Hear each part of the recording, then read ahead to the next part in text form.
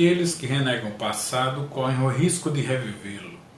A verdadeira história, quase sempre não contada, é algo assim como um livro raro e muito precioso, pouco manuseado e muitas vezes desprezado.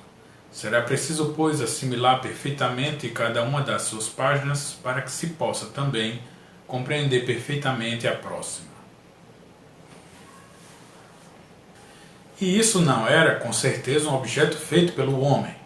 Foram essas literalmente as palavras do Dr. John Wolfensteinholm, cientista-chefe do Departamento de Genética do Hospital Churchill, ao examinar em setembro de 1986, com a sua perplexa equipe, um estudo de rotina sobre cromossomos para um diagnóstico pré-natal, seguindo a miocentese.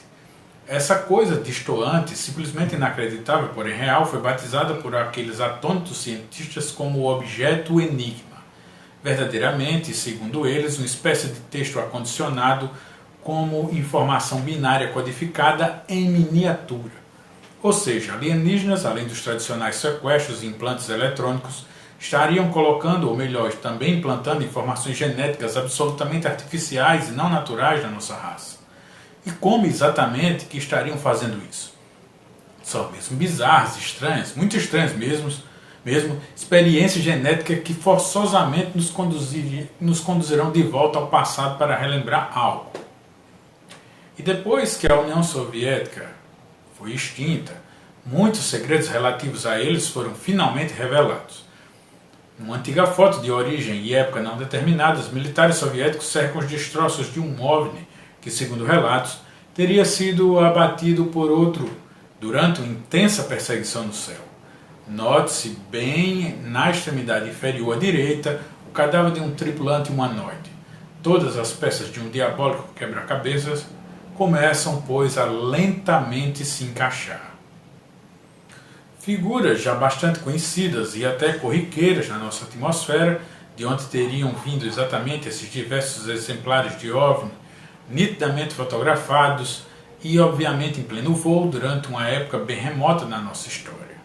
Em 1938, portanto, um ano antes da Segunda Guerra Mundial eclodir, equipes militares alemães descobriram na Antártida, em uma região denominada Terra da Rainha Maud, uma estranha abertura com um diâmetro de cerca de 48,5 km, dando acesso a uma terra subterrânea, sem céu e dotada de lagos. Lá dentro mantiveram contatos com uma raça alienígena ali estabelecida e, mediante uma aliança que com eles foi firmada, fundaram a colônia denominada New Chamberlain, para a qual enviaram, além de muitas tropas, diversas equipes científicas. Em 1945, no derradeiro dia do Terceiro Reich, quando os soviéticos estavam prestes a invadir a Berlim sitiada, sabe-se que um quadrimotor decolou às pressas daquela cidade e, furando todos os bloqueios, levou à fuga do seu bojo vários altos dirigentes do nazismo. Por outro lado, sabe-se que antes dessa derrota, vários submarinos alemães também participaram de uma verdadeira operação de fuga.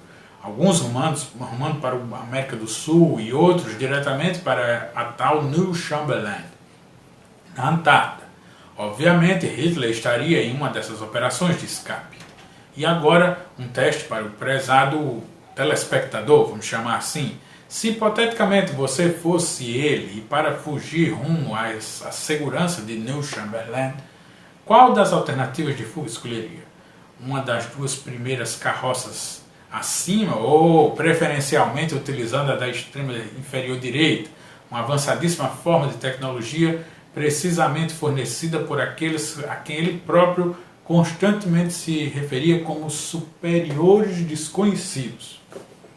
Aqui uma foto de satélite abrangendo a área denominada Terra da Rainha Maud, na Antártida, Polo Sul, logo onde se situaria a poderosa e, além de tudo, inexpugnável base subterrânea que até hoje seria mantida pela aliança dos remanescentes nazistas, juntamente com alguns traidores das grandes nações terrestres e aí, é claro, os aliens.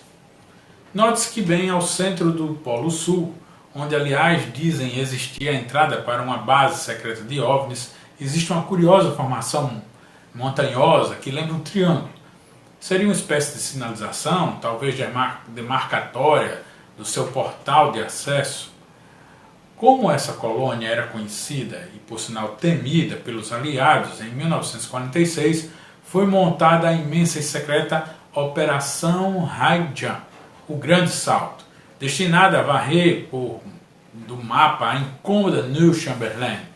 6.500 soldados de vários países em 11 embarcações entre navios, submarinos e porta-aviões, além de pesado armamento, seguiram rumo à Antártida e lá sofreram uma pesada e humilhante derrota em confronto com os aliens e os nazistas remanescentes.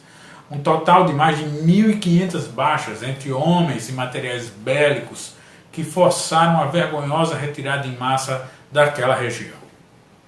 Na foto, o almirante Richard E. Byrd, um dos comandantes da fracassada Operação High Jump, que posteriormente declarou aos jornalistas: a Terceira Guerra Mundial poderia começar a se concretizar a partir dos polos devido às estranhas naves, aviões e discos que por lá apareciam e constantemente circulavam pelos céus da Antártida. Porém, não é só isso. Em uma outra declaração a um jornal de Chicago, disse textualmente: resulta numa verdade muito amarga admitir, mas em caso de um novo conflito bélico poderemos ser agredidos por aeronaves que têm a capacidade de voar vertiginosamente de um polo a outro. Precisamos tomar medidas urgentes e adequadas para interceptar tais aeronaves inimigas provenientes das regiões polares.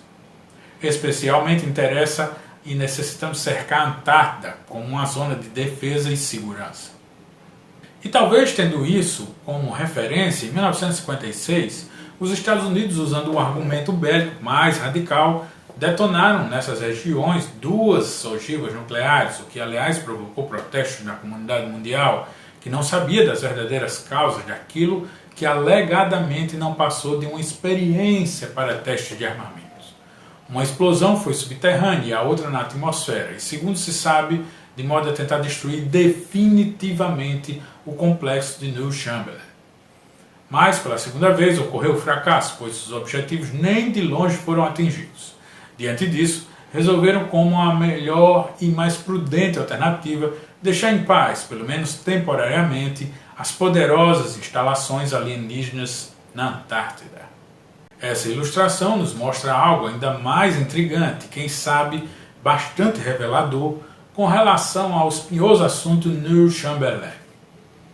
Por diversas vezes, os chamados abduzidos, ou melhor dizendo, os sequestrados por tripulantes dos OVNIs, relataram como no interior das naves a estranha presença de seres humanos junto aos alienígenas que os submeteram aos exames e experiências médicas. Eles usam macacões azuis, possuem olhos da mesma cor, cabelos loiros, feições nórdicas. E as experiências genéticas dos alienígenas, sempre sequestrando e utilizando à força as nossas mulheres como matrizes para criar uma nova raça, nos remetem às idênticas experiências desse mesmo tipo que eram executadas pelos cientistas e os médicos nazistas, sempre visando a criação de uma raça pura e predestinada para dominar o planeta. E as evidências indicam que verdadeiramente existiria uma espécie de guerra entre algumas dessas raças que cruzam os nossos céus, conforme relatado por vários testemunhas, e muito principalmente em razão de alguns acidentes, entre aspas, dela decorrentes, cujos destroços dos ovos abatidos, bem como os cadáveres dos seus tripulantes humanoides, são as estranhas peças de um atordoante jogo. Peças bizarras, enigmáticas, intrigantes. Mosaicos silenciosos, porém intensamente eloquentes. E assim como num diabólico quebra-cabeça, já não mais atuantes, porém intensamente vívidos. Que tal como uma espada ameaçadora pesando sobre as nossas cabeças? Desafiam a nossa ainda bastante frágil e limitada compreensão.